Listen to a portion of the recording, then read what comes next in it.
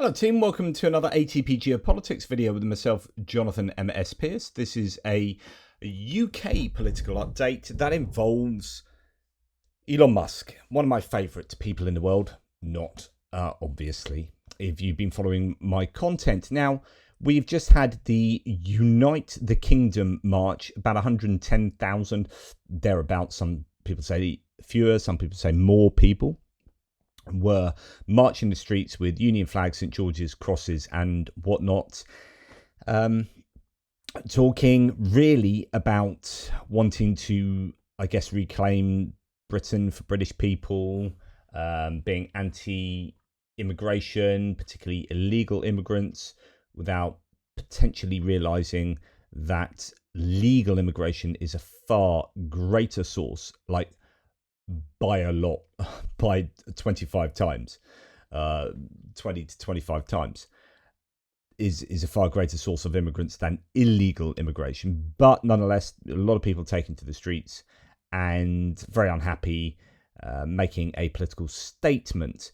Now, there are some discussions as to whether this was a far-right protest. I would argue it is by default. It has to be, since it's organised by Tommy Robinson, and Tommy Robinson is on the far right. And if you don't think he is, then I can't really help you. Tommy Robinson is definitely the far right, right? I don't know what would qualify as a far right if you don't think Tommy Robinson does.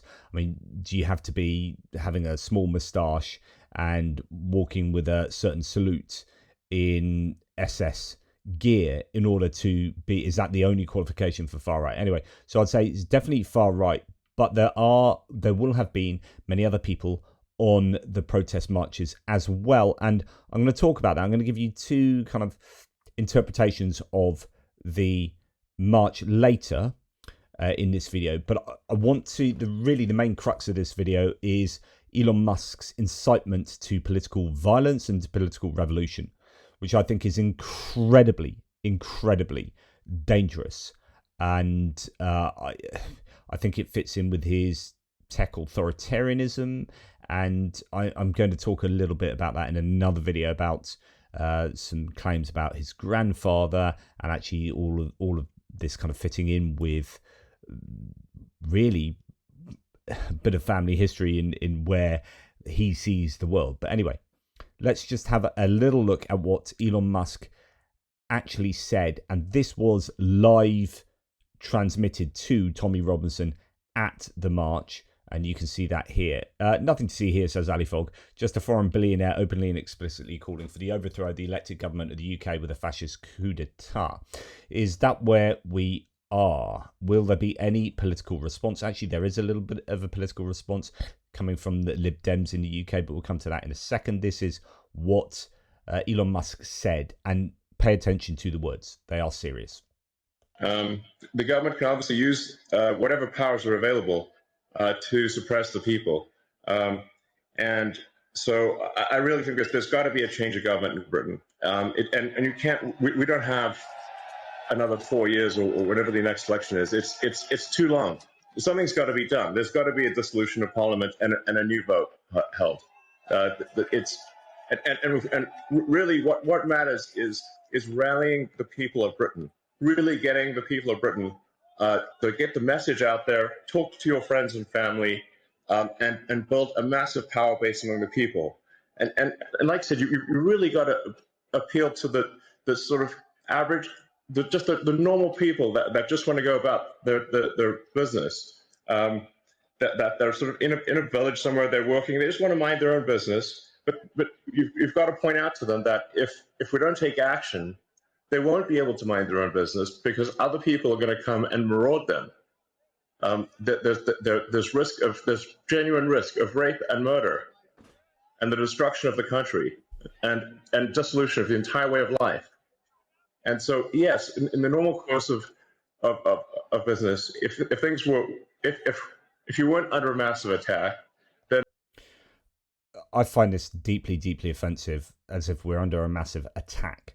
Literally, that there's just huge rape and pillaging and marauding of our country. There are marauders in our country. I mean, that's what you talk about with Viking raids. just the language is incredibly controversial here. Then people should go about their business and just live their lives. But unfortunately, if the fight comes to you, you don't have a choice. You have to fight. So you have to rally all of the people of Britain. So he is calling on all of the people of Britain to rally and fight. He's literally just said that, fight. Oh, but I was meaning fighting politically. But do you? You've also said you either fight or die. It's pretty explicit to me. I'd take the prima facie understanding of what you're saying there. To fight for the future. Let me ask and you, if this doesn't happen, there won't be a future. Are you ready to fight for your future, Britain? Fight for your future. Do it. Go. This is a fucking joke to this man.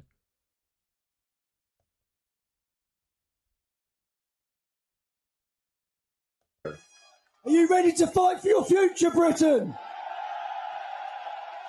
Fight for your future. Do it. Go. Will we be gagged any longer, Britain? He's laughing like this is hilarious.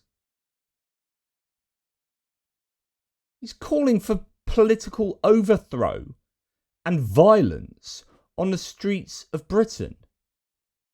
The man should be fucking locked up. He's nuts and dangerous. But you know what I mean, Tommy. You know what I mean. There's. I mean, I talk to my friends in Britain, and they're like, yes, they live in a village here or there, or a town or city here or there, and they're like, well, it doesn't seem like it's really that much of a problem. I'm like, well, if you want to know what's going to happen to your town and village, just visit London, and you'll see that it's filled with crime. It often doesn't feel like Britain at all. And says a South African living in the US. Like so you've just said, I speak to my British friends and they say it's not a problem, and Elon Musk says, well, you don't know what you're talking about. I'm going to tell you that it's a problem because I'm going to tell you what life is like in London, one of the most admittedly multicultural cities in the world. It's a business centre. It's going to attract all sorts of people.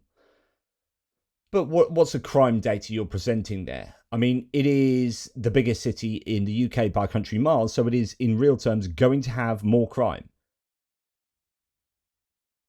What you need to do is look at crime per 100,000. You need to see the trends. You need to compare it to what it was in the 1990s, so on and so forth. This is incredibly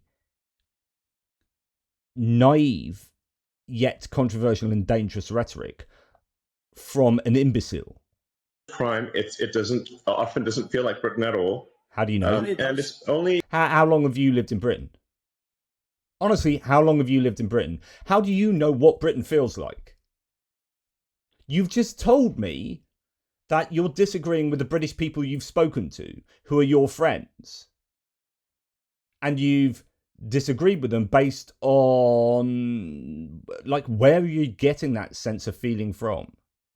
Tommy it's only Robinson? a matter of time before that is what happens to your town or village.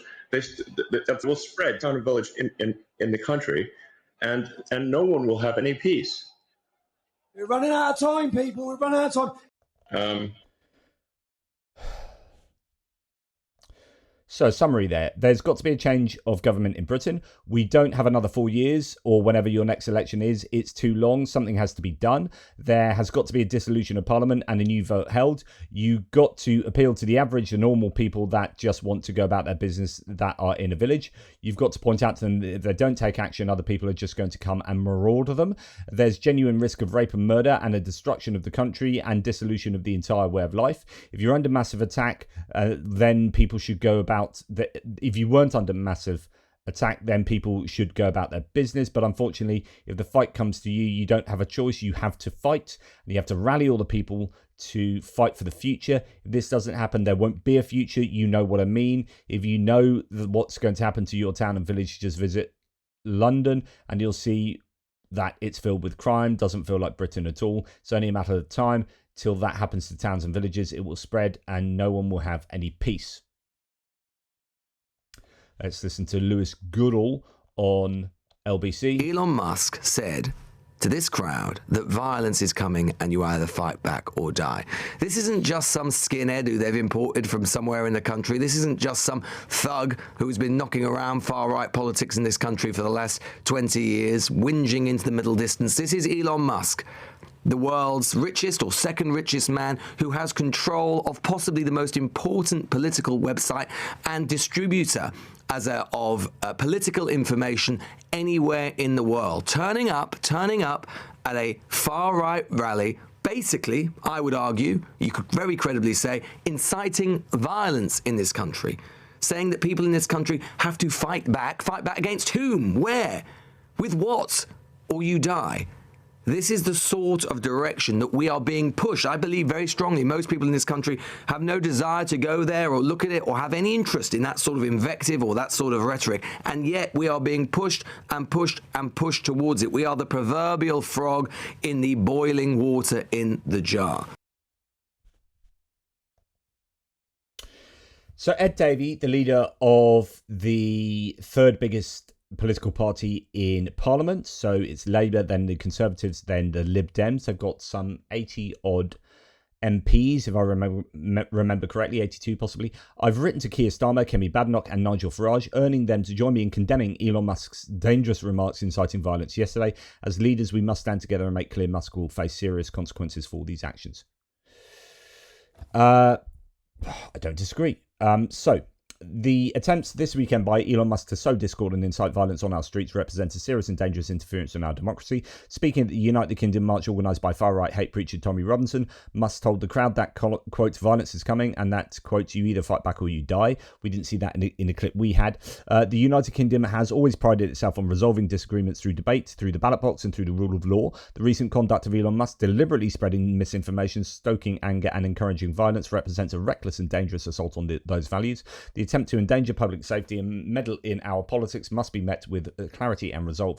At times like this, it is vital that the people of our country see their leaders united. That is why I'm writing to urge each of you to put party politics aside and join me in publicly condemning these dangerous remarks and to jointly consider what sanctions Elon Musk should face as a consequence. We must make clear that no individual, however wealthy and powerful, can get away with using their platform to inflame tensions and incite violence. At the same time, we must uphold freedom of speech and the right to peaceful protest without fear of violence, intimidation or manipulation from abroad.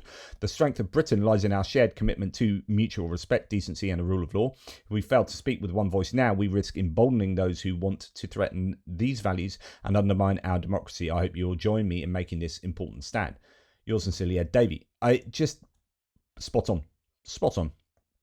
Now, let's just get a sense of this rally. In at least some parts of this rally, I find this was an interesting little snippet.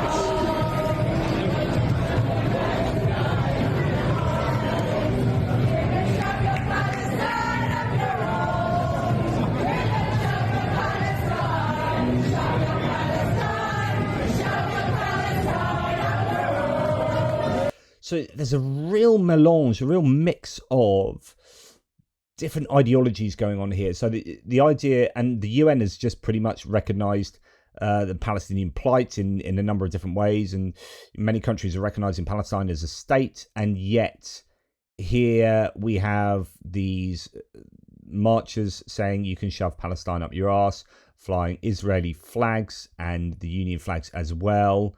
And I don't know, I think, is that about being British? I don't know. Apparently so. And this is, I think, a pretty strong reflection of, I think, the dangers of the sorts of rhetoric you hear espoused by people like Elon Musk. Keir Starmer needs to be assassinated. Yeah? Someone needs to shoot. Someone needs to shoot Keir Starmer. Keir Starmer needs to be assassinated. Someone needs to shoot Keir Starmer. It's always the left with their political violence, isn't it? Always the left. So it's dangerous. Now, Nick Lowles says, my takeaways from the march were Steve Bannon didn't show, he's supposed to show. Jordan Peterson didn't show. 1 million people didn't show, maybe a tenth of that. But what did happen, there was violence, racist and bigoted speeches. Fascist groups were present. The biggest far-right demonstration in British history, but nowhere near what Tommy had boasted. Usual suspects there. And as night follows day, violence erupted. So there was all of the above. But it would be really dangerous to ignore these people and what their grievances are, whether perceived or real. I mean, the grievances themselves are real, like they are showing them there. But whether they're justified or whether they're warped perceptions, that needs to be unpicked. And all the political parties need to try and understand what's going on and do something about it.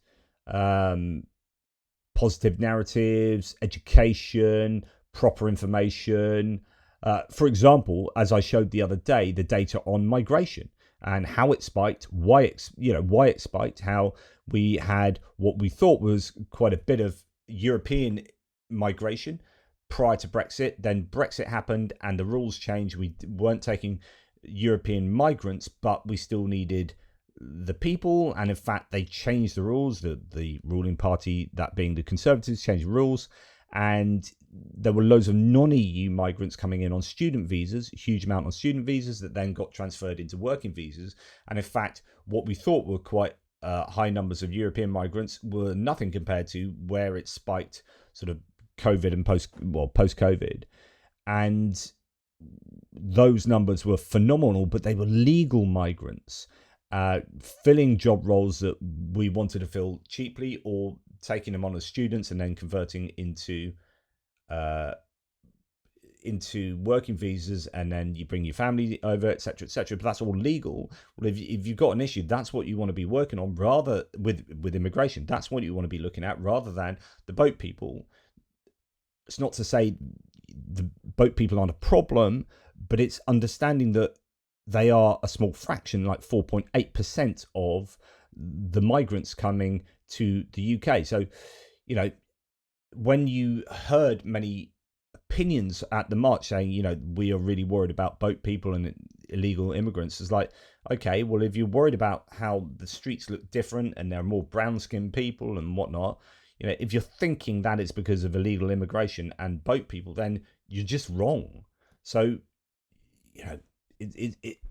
perceptions need to track with reality, and I don't think they are. And so therefore there needs to be an education, but then the education will alert people to actually migrate. If you have a problem with migration, then it's probably legal migration you want to look at. And that's a whole other debate. Right. So Dan Hodges says, it's now clear from the attacks on the police, the nature of the speeches from the main stage and the comments. So I'm going to give you these two ideas of how this march proceeded and what it really was. So these are the kind of, it was a far right march. Okay, Tommy Robinson at the head, I think de facto is, but it's not to say that everyone there was, right? But here's one set of opinions. It's clear now from the attacks on the police, the nature of the speeches from the main stage and the comments and the conduct of a significant portion of the marches yesterday at yesterday's rally was an extremist far-right rally. There is no longer any ambiguity about that, says Dan Hodges. So, and again, this is Matthew Stadlin. He's responded to Matthew Stadlin saying that everyone on the right, left and centre in British politics should utterly condemn these dangerous words from Elon Musk. Who said this? This is a message to the reasonable centre, the people who ordinarily wouldn't get involved in politics, who just want to live their lives. They don't want that. They're quiet and they just go about their business. My message is to them, if this continues, that violence is going to come to you and you will have no choice. You're in a fundamental situation here. Whether you choose violence or not, violence is coming to you. You either fight back or you die. That's the truth, I think. In other words, violence is coming to you. You fight back or you die. So you fight back with violence, right? So it is an incitement to violence, what Elon Musk was saying. Now, here's a slightly different view from a Labour MP called Clive Lewis, who I think, if I remember correctly, is the MP for Norwich. But anyway, believe it or not, I had an old school friend on today's marches in London. He sent me some photos from the crowd. We went to middle school together and grew up on the same Eastern District Council estate in Northampton. I asked him why he was there. He gave me two answers. One, the government doesn't listen to us. Two, I want to feel proud of my country again.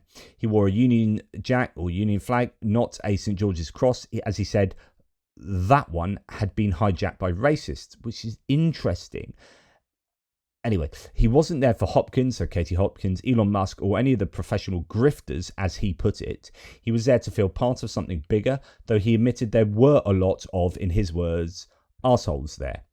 He's an electrician, he's smart, he's not racist, but he's not PC either. He's not a fan of Keir Starmer, but he also believes Farage would be a disaster. Oh yes, he's a bundle of contradictions, but aren't we all? I don't know what box we put him in or the millions like him, and I think pretending they're all racist or fascist would be a massive mistake. And I think that's an important point. Some were, but not all. I would probably say quite a few were, but not all. This is about something bigger than immigration slogans or GDP numbers. For decades we've hollowed out our national life, underfunding and undermining the very institutions that once brought us together. Karl Polanyi, writing in The Great Transformation, argued that when markets are disembodied from society, when land, labour and life itself are treated as commodities, society pushes back. He called this the double movement, people seeking to protect themselves, to reclaim dignity and meaning when everything solid seems to melt into air. That's what I saw in my friend's photos, not just anger, but a demand for belonging. Now this I find super interesting. I think about belonging quite a lot. So sometimes I think about this channel, right?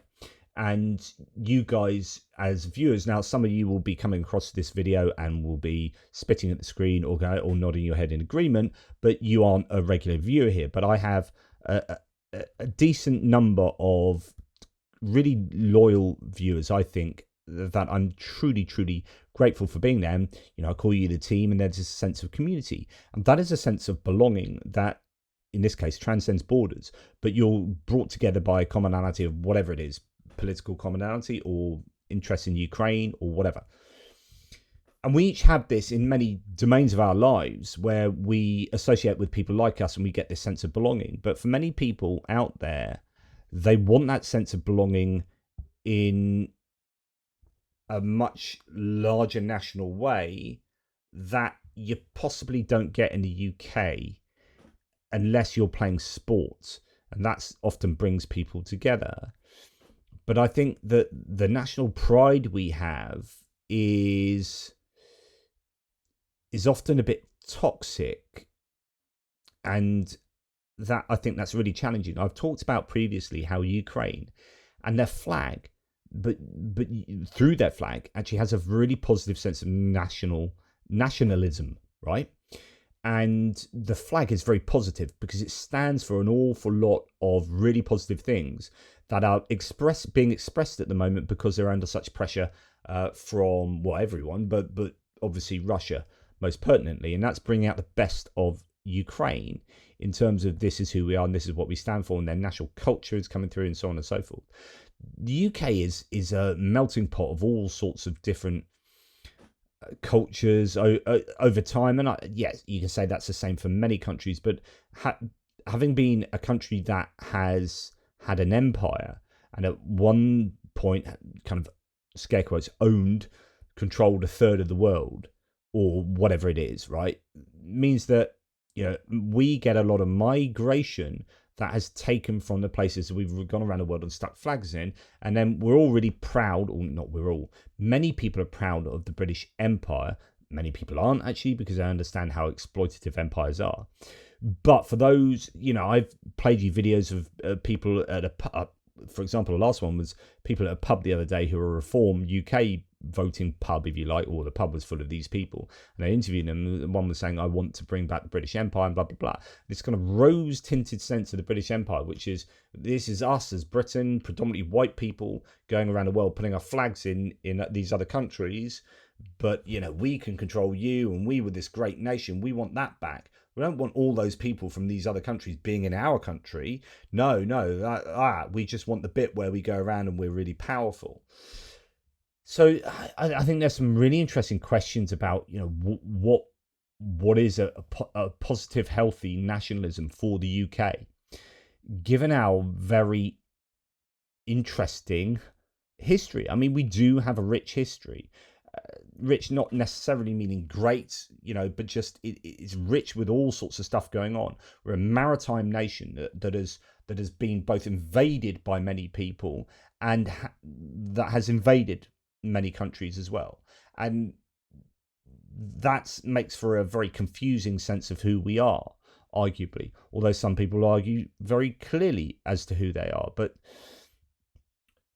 there may just be an awful lot of people who, I can imagine somewhere like Switzerland, which is this insular country, although it's at the center of Europe, but it's almost got this kind of separateness from, say, the EU, for example, very organisationally, but maybe historically as well, where there's probably a very clear sense of their national identity, that because it's not had this kind of go out around the world, do all this crazy stuff, and then people come back from those places, and then this melting pot of society.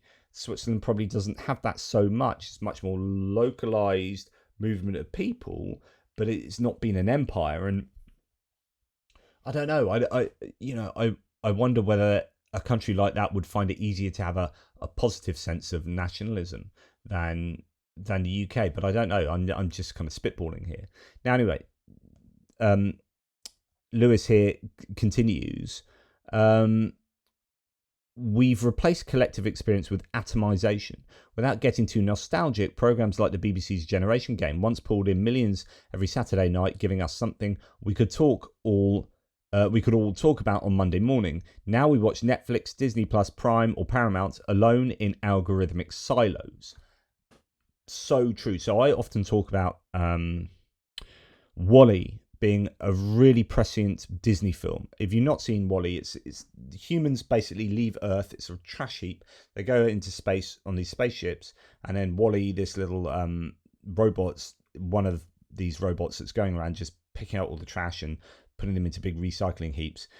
And anyway, eventually WALL-E gets to be reconciled with a spaceship of humans, and everyone's going around this spaceship like really large people, because you don't need to move. You lie on these chaises long, and you just order stuff, and you're just getting moved around a ship, and there's no need for movement. And I often think that's what we're like nowadays. I think about my own life. Now, I know my mobility is actually very, very constrained, and so I don't get out of the house much, which is why I do so many videos. But actually, I can order anything I need from a computer or a phone. Like, I can, if I'm really angry about something, rather than go out and protest, I can sign change.org form or whatever, 38 degrees or whatever it is. I can protest from home.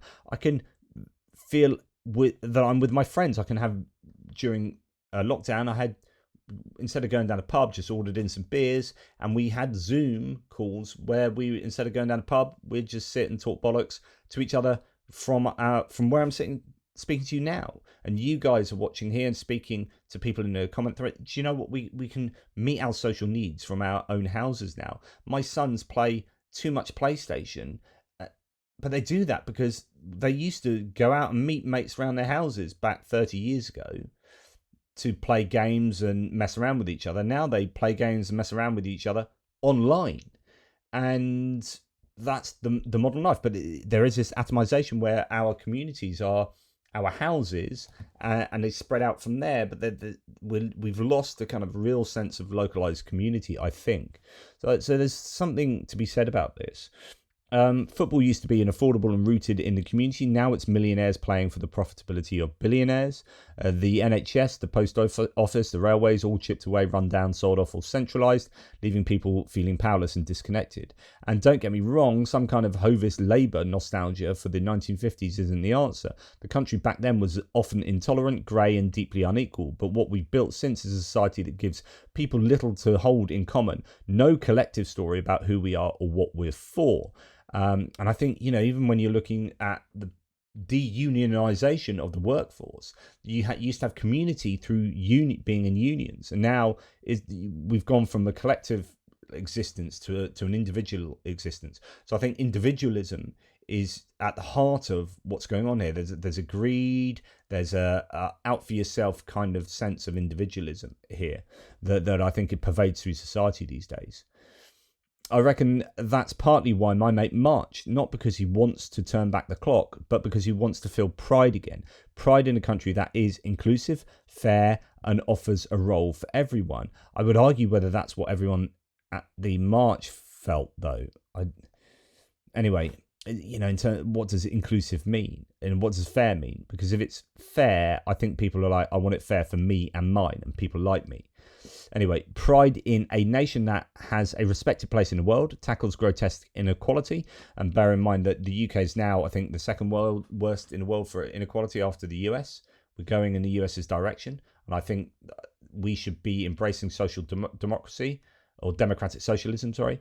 And we're not. I think we're moving away from that. Anyway, it gives something real to believe in. Polanyi warned that when democracies fail to provide a humane alternative, the backlash can turn authoritarian. This is how fascism grew in the 1930s, not because everyone became a true believer, but because millions felt abandoned and looked for strength, identity, and meaning wherever they could find it. If Labour and progressives don't offer the story of renewal, if we don't rebuild our national institutions, restore collective pride, and re-embed markets within society, the far right will do it for us in their own image, and by then it will be too late. Interesting, really interesting. I'm not sure I have any answers to anything I'm sort of talking about, and mainly I'm just spitballing, but yeah. So on the one hand, this was, I think, very clearly a far right march, right? And it was organised by the far right, and I would include Elon Musk now as being just far right. He is just far right. And I think all those tech oligarchs, all those South African tech oligarchs probably fit into that mould as well. Tommy Robinson definitely, etc., etc. And people like Katie Hopkins and others who were there, real, I think, problematic people. But there will have been some of those just general public in the marches who won't fit into those categories. Many will do, but there will be some who don't, such as the chap being described here. And there has to be, I think, a serious project to deal with this disenfranchisement, disenchantment with life. And I think there's an awful, I mean, this covers so many different areas, different domains of politics. And I think things like I think wealth inequality. I mean, I wonder how many really pretty rich people were marching on the streets. I wonder if you can do a good demographic analysis of the people who were marching. And I would imagine many were working class. And I think, how much of this is resentment about not having what they think is that they're entitled to, and how much is that to do with this destruction of a collective. I mean, Britain always used to be a kind of really sensible mixed economy, but we're going more and more into this individualistic, I think, direction. And I wonder if that just facilitates people getting left behind. And there are many people who feel left behind. But also, what is Britain, and what is modern Britain, and how does that differ from ideas of what people think Britain is, but that being based on what it was 100 years ago. and the cherry picking of how wonderful Britain was 100 or 50 or however many years ago, and you just have these rose-tinted glasses interpretations of Britain. But the reality was, well, yeah, that sucked, and that sucked. So, we probably need to grapple with what a positive sense of national identity would be, and a positive sense of national pride and nationalism can be in the UK. And the problem is, when you have this disenchantment, then you just embrace anyone that gives you really simplistic answers to this, particularly in the domain of immigration. So I had a big video on this the other day about Reform and the Reform Party and their conference at the Birmingham NEC, and how so far Reform just looked like, when you scratch under the surface, they are politically a bunch of cranks and weirdos, as I think exhibited at the party conference. And if they, you can only get so far with governing a country when you are hell-bent only on one area, and then you have no interest in any other areas, because running a country is a serious business and it requires expertise in all sorts of different domains. Migration and borders is only one area. You've got the economy, you've got schooling, you've got crime and justice, crime and punishment, justice, foreign diplomacy, and defense, health.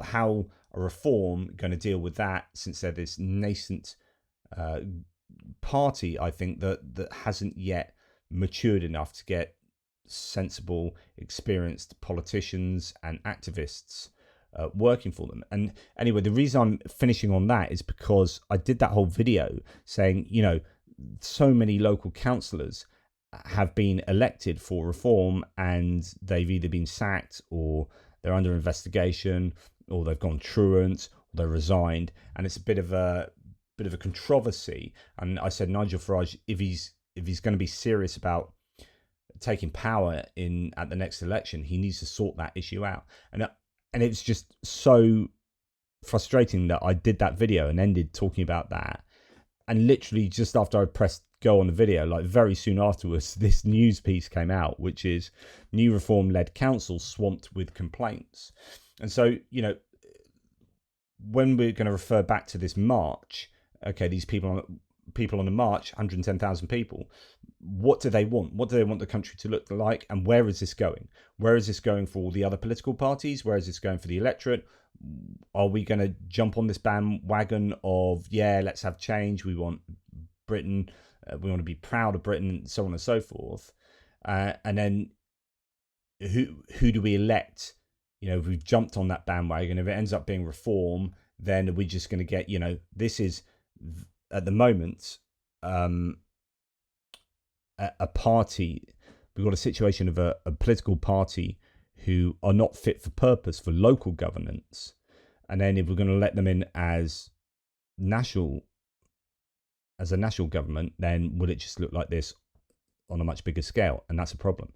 So we're going to be throwing complaints at the government because the government's being run by people who really don't know what they're doing. But then it gets, further interesting, even more interesting, because actually Tommy Robinson and Nigel Farage don't get on, right? So indeed, Elon Musk was going to give Nigel Farage a bunch of money and Reform UK a bunch of money, and then they had this argument, and part of it really is over Elon Musk's support of Tommy Robinson and Nigel Farage recognising that Tommy Robinson is too toxic for Reform in order for Reform to get general support from the public.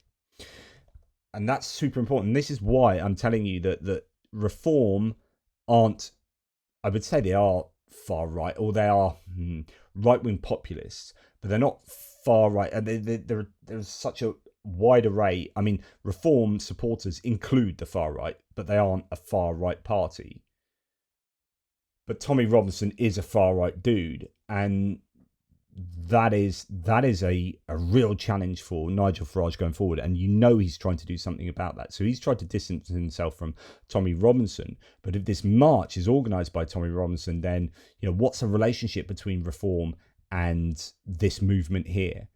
And is that a problem for Reform if they want all these people to vote for them, but how much connection do these people have to Tommy Robinson and so on and so forth? And then if Elon Musk is going to get behind Tommy Robinson, will Elon Musk get behind Reform? So on and so forth. So lots of scope for discussion on these topics, but also lots of scope for different pathways to be taken politically with all these variables at play. Anyway, that's enough from me. Let me know what you think. Hopefully I haven't been too contrarian here. I'm just trying to understand all of these dynamics. But I am going to absolutely say Tommy Robinson is far right and Elon Musk is far right, and Elon Musk is freaking dangerous to this country. And I with Ed Davey all the way when it comes to how he has interpreted the march and Elon Musk's role in stoking political discord. Take care. Speak soon.